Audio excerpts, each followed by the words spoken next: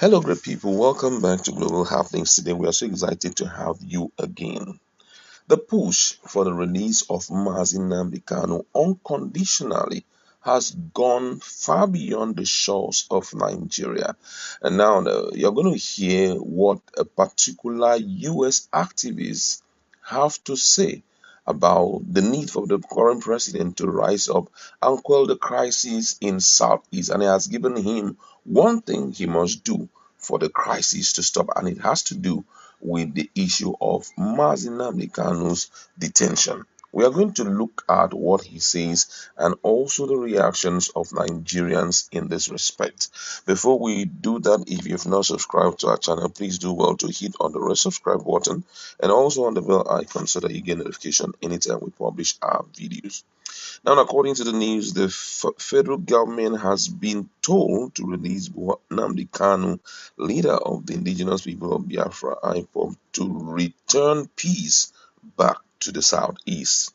The call was made by a United States-based attorney and human rights activist, Ochara Onyemobi, on Thursday. Onyenobi also commended the governor of Anambra State, Professor Charles Soludo, on the peace move he embarked upon regarding the Nnamdi Kanu saga. The activist offered the suggestion in a statement titled "Request for the Unconditional Release on Bail for Nnamdi Kanu and his co-accused in detention." And according to the statement, I quote, he said the Nigerian government is presently faced with multifaceted security problems across the country's space. Concerted effort, no doubt, have been deployed to tackle these menaces. Sadly, the situation seems intractable and defiant of strategic intervention. Government across the three levels, federal, state, and local, necessarily needs to adopt an effective quick fix measure aimed at arresting the situation.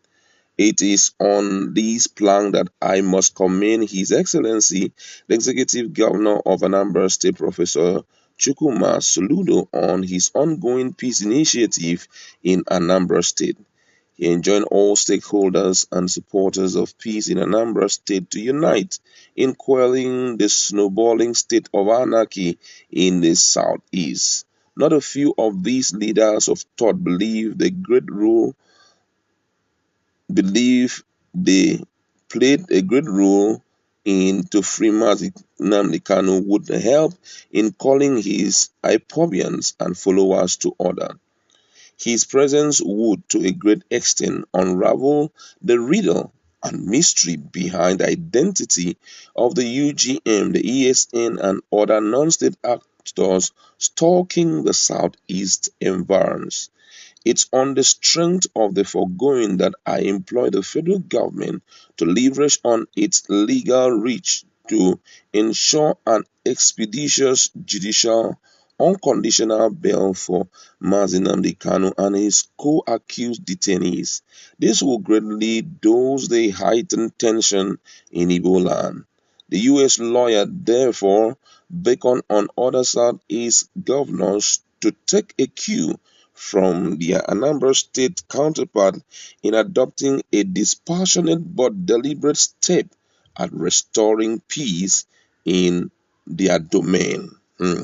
Quite interesting. You can see that this guy is not in Nigeria, but so many people outside of the shore of Nigeria have heard this news, and they have also looked at relatively the peace of Nigeria or the peace in the southeast before Nnamdi Kanu went to prison and after he was detention, and after he was detained by the DSAs. And I feel that's why everyone is speaking out. I feel that the rate at which people are speaking forth should make any sane government to have a consideration in that regards, because right now the tension is too high and it's kind of frustrating every effort towards developing the southeast. For some, they have decided to calm down and just run the show normally, while others are pushing really hard. Now, the new guy on ground, talking about the governor of Anambra State, has refused to give in because there are promises he had in mind,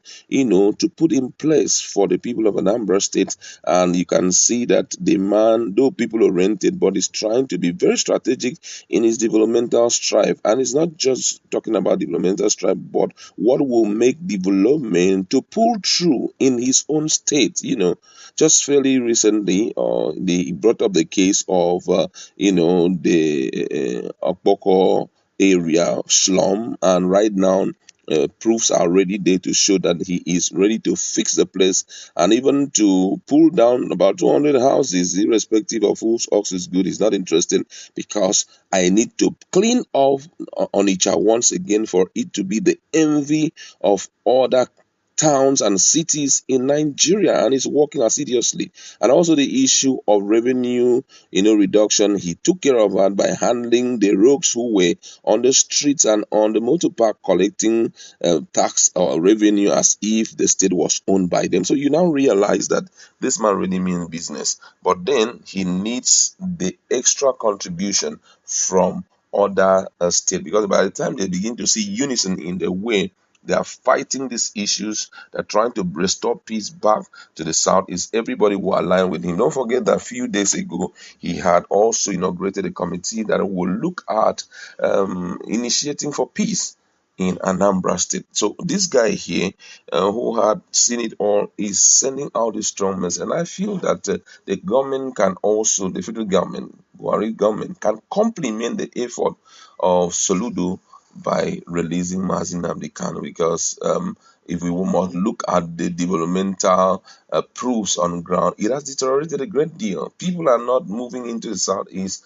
as it should be. Some few days ago, I saw the revenue record of, Ondo State, and I was shocked to my bone marrow. They were talking about 600 and something million on a monthly basis. But right now, according to the state government, they have improved it to a million plus. Do you understand? This is to show you that they've been able to bring in more investors. They have also been able to empower both small and medium-term business people, and that in turn is generating more profit. And with that level of profit I saw, or revenue I saw, certainly there have been influx of people also into Ondo State, because most of the time the demography of a place goes an extra mile to determine, the revenue generation. I think that Southeast must not, be pushed out of this. They have to be a part of it so that everything will go well. And it will start if this guy is released, as Nnamdi Kanu is released, and things begin to function well. Now, someone here says Nnamdi Kanu was not in detention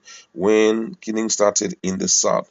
It was too much freedom that made him to create two groups, IPOB and ESN. So releasing him can only worsen the situation. Let him be there. That's what this person say, but I don't think so. The climax of it is traceable to him being there.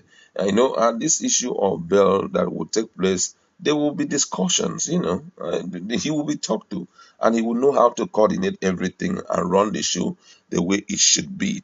Another person says anybody that releases Nnamdi Kanu will replace him in that DSS cell. Whoa, this is really unbelievable. People are like, they shouldn't release him, but hey, if you are, the people who will be saying this are those who are not staying in the south. Yes, let's be real. If you are staying there and you see what is happening on a monthly, on a daily basis, hear people being hacked down for no good reason, you will be interested in calling for peace, by doing everything the government can do. Another person here says the unrest in the east was there even before he was arrested. As a matter of fact, the same Easterners conspire for his arrest that I do not know, but then I like to leave it there. What's your position on what these international, or call it US-based activists and lawyers have to say about the federal government involvement in releasing Nnamdi Kanu? Let's